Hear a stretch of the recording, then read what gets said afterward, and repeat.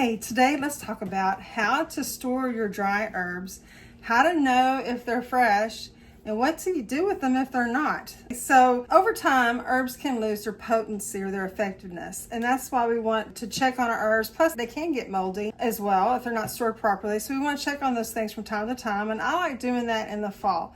Now, talking about effectiveness and natural solutions, that's something I love to do in our membership community, and you are welcome to join us over there.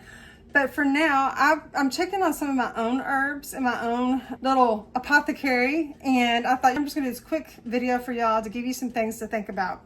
So you want to, number one, check the date. I know that seems obvious, but yes, you're going to have a date, but if you preserved yours yourself, if you dried your own herbs, then you're going to want to mark your jar with the date. Also, when you're checking your herbs, here's some that I've had stored for a couple of years. And these are dried root. So it smells fresh. It smells really good, actually. This is sassafras bark, and it smells good, and there's no moisture, and it's still dry. Nothing is clumped together. It looks good. So this jar is good, and I will reseal this here in just a second. So those are things that you're looking for. So you may ask, so what are the expiration dates? How long do they normally last? Well, if it's a powder, like lavender powder, so that's been ground up, an herb that's been ground up into a powder, that's usually going to last you about a year. If we're talking about cut or whole herbs that are dried, we're talking about, again, you're looking at 1 to 2 years, basically, if they're stored properly. And roots and barks are 2 to 3 years usually. Now, if they're stale, there's still a few things that you can do with them.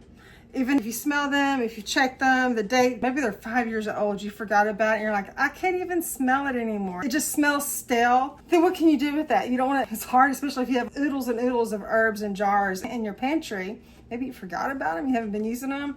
It's kind of hard to throw those away, but you don't have to. So some things that you can do, as long as they still smell nice, they can be still, okay, but as long as they're not moldy or smell off. So if they smell nice, but just a little stale, maybe they're just on the edge of being old, then you can actually boil some water on your stove and have a nice little potpourri going.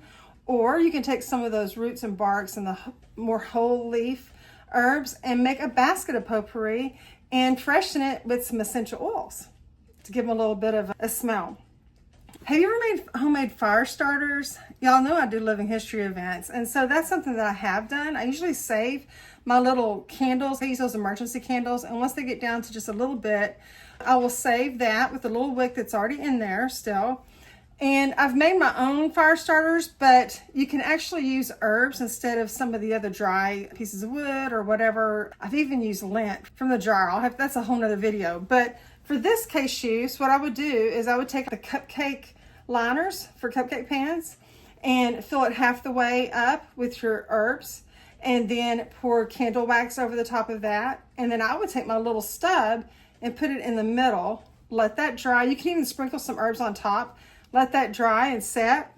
And now you have a cute little cupcake potpourri fire starter to use in your fireplace, or if you're out camping, you can use that. And they really do, even just y'all, just for a tip, the little leftover pieces of candle are a lot, but in themselves to help get a fire going.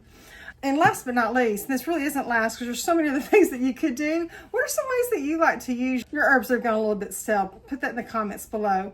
But you can always put it on the compost, right? So we can put another layer on the compost out there with those herbs, and then you don't feel quite so bad about having to toss them. But how can we keep them fresh, right? So that's what we want to know really, is how can I keep them fresh? Well, you want to make sure they're dry. We don't want any moisture in this case. Make sure too that before you store them, make sure they're dry. Then you want to write what you have in there, and this is sassafras bark, and you want to put the date on there as well, so you'll know how long you've had it. And then you want to store it in a well-sealed jar in a dry, cool, dark place. A lot of times we want to see our herbs all on the shelves looking beautiful, but the best thing you do is put them in a pantry, or I have a little apothecary. You'll see it in some of my videos. It's actually an old wardrobe that I'm using for an apothecary cabinet. And I store mine in there now. One tip that I want to show y'all, one last tip, is I have started using these little, it's an electric vacuum sealer for mason jars. And so you just put your little lid on there, and then it takes 30 seconds and it sucks the air out and it seals your jar tight. So I'm going through my herbs right now and making sure they all have a good seal as I'm checking them. I hope you found this video helpful. Be sure to like and follow and subscribe, do all the things for our YouTube channel. And especially if you're a woman that's looking for ways to create a home that heals you physically, spiritually, and emotionally. Have a great day.